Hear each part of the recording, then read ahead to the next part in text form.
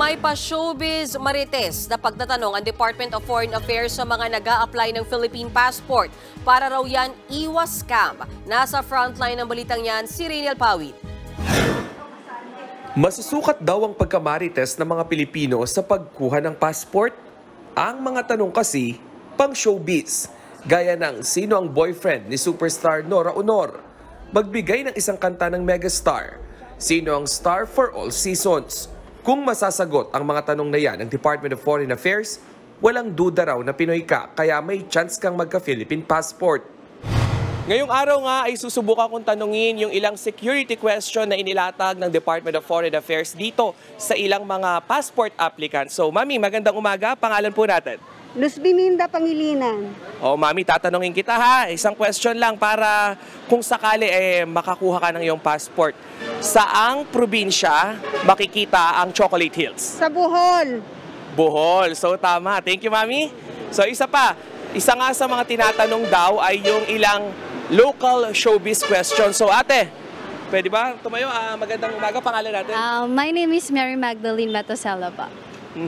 Sino ang former real-life at on-screen partner ni Catherine Bernardo? It's Danielle Padilla po. So, Danielle Padilla. So, tanungin pa natin ng isa pa, no? Magbigay ka ng 3 gulay na nasa bahay kubo. Okay po. So, nandun yung talong, sitaw, and kundol po. Yes. Thank you. Tama. So, sa mga ganyang tanong, masusukat ng ilang passport processor kung talaga ba yung nationality ng mga nag-a-apply ay Pinoy. Pero paglilinaw nila, security questions lang ang mga ito. Bakit nga ba may pa-showbiz quiz ang DFA? Nagsimula raw yan noong January 2023 hanggang ngayong Pebrero nang may maharang silang 60 dayuhan na kumukuha ng Philippine passport. Karamihan sa kanila pawang mga Chinese. Ang ilan nga raw nagpapanggap na PWD. So, hindi siya makapagsalita, hindi na siya makarinig. So he was actually confident that it's going to be a breeze. No? We have colleagues here at the DFA who are actually versed at the sign language. So when they started communicating with him through sign language, hindi siya nakasagot, obviously. Nabisto rin ng DFA na may mga foreigner na dumarayo sa mga probinsya sa bansa para magproseso ng pekeng birth certificate, driver's license, postal ID at barangay clearance. Requirements yan para magka-passport. Pero may mga sindikato raw na tumutulong sa kanila na makakuha ng documentary requirements sa halagang 1.3 million pesos. Ang dahilan para makabili ng lupa at makapagtayo ng negosyo sa bansa.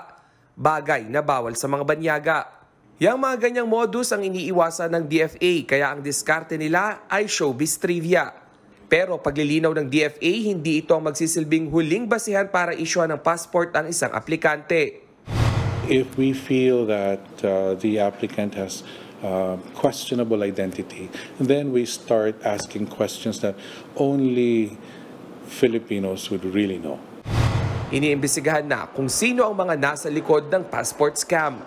Nagbabalita mula sa Frontline, Rainiel Pawid, News 5. Mga kapatid, Lucy Cruz Valdez po, maging maalam at may pakialam sa mga napapanahong balita sa bansa. Tumutok at mag-subscribe sa News 5 social media pages.